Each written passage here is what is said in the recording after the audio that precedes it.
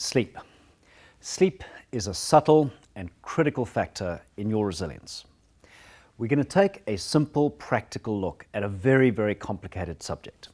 And the way we're going to do that is look at it from 4 different perspectives. First, how much sleep do you need? Second, what's the timing of the optimal sleep? Third, what's the difference between deep or slow wave sleep and dreaming sleep? And fourth, what are some practical tips for you to get started with? All right, first fact is, how much do we need? Most scientists agree on between 7 and 8 hours. We also know from the data that most of us are getting an hour less than we need. A relatively simple thing to fix. Find out how much sleep you need, make sure you get it. The second factor, what we call the biological or circadian clock, is a little more complicated. So let's take a look at this. And first thing to perhaps understand is that the way you sleep and operate through the day is linked to your genes. Every species has a biological clock, and the human biological clock operates around 12 hours of being warm, awake, alert, and another 12 hours cool, dark, and quiet. This circadian clock is paced through your genes and set by a little nucleus just behind your eyes called the suprachiasmatic nucleus. So, when you see the blue light of dawn, that blue light fires the suprachiasmatic nucleus and it resets your biological clock. Perhaps the single most important factor in having high quality, resilience building sleep. Now, as that blue light hits your eyes, you fire up your biology. Your hormones start to release, your body temperature rises, your bowels kick into action, you become more alert, you're on game. And you enter the day. The first part of the day is largely where you're at your mental best. And as the day moves on, you can see we can actually achieve some of our physical best.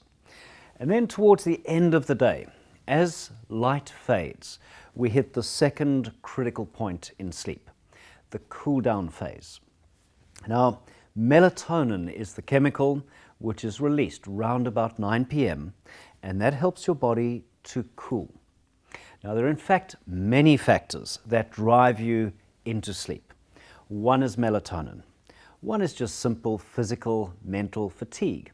And 3 is a bunch of chemicals like adenosine that are produced while we're awake. They give us this feeling of tiredness. That feeling is really important to listen to. So 2 errors we make on this. The first is that many people, because of sleep debt, would get to the end of the week with maybe 8 hours of sleep debt on board. It's exhausting. So we tend to want to sleep in. And we might sleep in through the morning, open the curtains at 11, and your clock receives the reset 3 hours late. Effectively, what's happened is your clock has drifted in that direction, westward, if you like, as if you were moving from the east coast of a medium-sized country to the west coast. Then if you slept in again on Sunday, same thing happens. The clock free runs. Then on Monday morning, you have to get up early for work, and you hit this very, very dangerous period where we know that between 6 a.m. and 9 a.m. on Monday and Tuesday morning, we have a little spike of heart attacks, of strokes, of motor vehicle accidents, and suicides. It is not called Blue Monday for nothing. So the first corrective factor in sorting out your biological clock and making sure all this biology works for you is to wake up at the same time every day, preferably with blue light. The second factor is organizing the cool down phase so that your body can flip-flop into sleep. Now that means, as our ancestors did, they had a quietening period. There was no light, there were no devices. So people got bored and they had the orange light of fire and it stimulated a quietening phase. Today we come home to bright lights, to PCs, to cell phones, and even TVs in the bedroom. All of that is giving you a strong blue light signal right when your body wants to go to sleep. So it actually counters melatonin and counters your natural drive to sleep. The solution is to give yourself a clear and well-disciplined cool-down period. So perhaps, and I think it's at least 1 hour before you intend to go to sleep, no screens, no devices. If possible, try to reduce the light, particularly the blue light and the LED screens and some of these modern lights, so that the evening is a little bit darker and kind of helps you move into that cool down phase. Now, this is quite a useful point to understand that if you can manage that cool down phase, you actually set yourself up for the third piece, which is structure or depth. Human sleep is very carefully structured, and we're all more or less the same. Essentially, when we go from wide awake, active, and alert, we're in beta rhythm. As we calm down through that cool down period, we drop into alpha rhythm. And then we shift into stage 1 sleep, theta rhythm, and then down into stage 3 and 4, which we term deep sleep or slow wave sleep.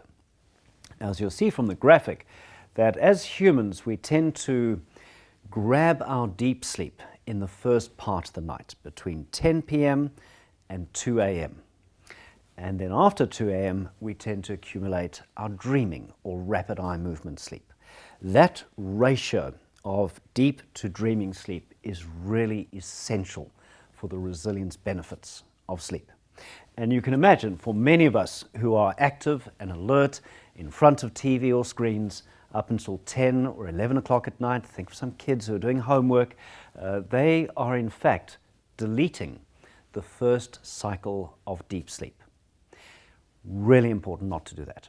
As you put pressure on your deep sleep, as you get less of it, it's the most common practice, is we start to feel more anxious, less certain, and less resilient the next day. And of course, that anxiety can lead to you having a worse sleep the next night. So really important to make sure that you start to understand your structure. There are very simple devices, sleep tracker being one, that can actually allow you very quickly to work out what is your cycle and what is your quality of sleep like. A great idea. And then finally, to try to put this into some practical pieces, let's remind ourselves, first one, simple, you need about 7 to 8 hours sleep. If you get too little, you suffer health risk. If you get too much sleep, you suffer health risk. Try to get that stable. 2, understand your unique rhythm. One of the best ways to do this is go camping. As you camp and are subject to the natural light, firelight in the evening, you will actually see your natural rhythm. Whether you're a lark, early to bed, or whether you're an owl, late to bed, you will feel your natural cycle. If you can then bring that natural cycle closer to what you're doing in your day-to-day life, you'll reap many benefits. Again, commit to that regular wake-up, preferably at dawn, so that about 20 minutes of blue light strikes your eyes. That'll set the clock. If you are in sleep debt, rather than sleeping in on Saturday morning, what about going to bed a little bit earlier on Thursday night? So instead of going to bed at your normal 10 p.m., you actually go to bed an hour and a half earlier, let's say 8:30. And that will actually give you 3 cycles of deep sleep on Thursday night. Much smarter way to set yourself up for one of the most challenging days of the week, and more importantly perhaps for a good weekend when you're refreshed, you're resilient, you can enjoy your activities, enjoy your family. Power naps are really well recommended today. If you can find a way to sneak off and grab 6 to 15 minutes power nap, where you literally just let yourself nod off into shallow sleep, you get nearly 3 hours of performance benefit.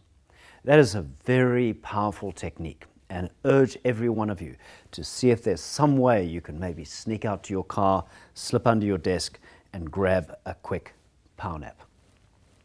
And then just in terms of quality, remember some simple things: a light, small dinner, quiet evening, not overstimulated, beware of caffeine, beware of tobacco. All of these will disturb your sleep. Make sure you have that cool down phase, perhaps practice one of your relaxation techniques as you drop into sleep. Make sure your bedroom is cool, it's dark, it's quiet. The more peaceful and dark your room, the better your quality of sleep.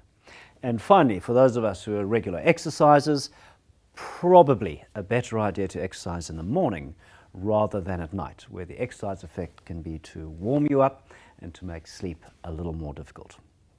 So remember, 3 simple things: get the sleep you need, take care of your biological clock, and get good quality structure to your night.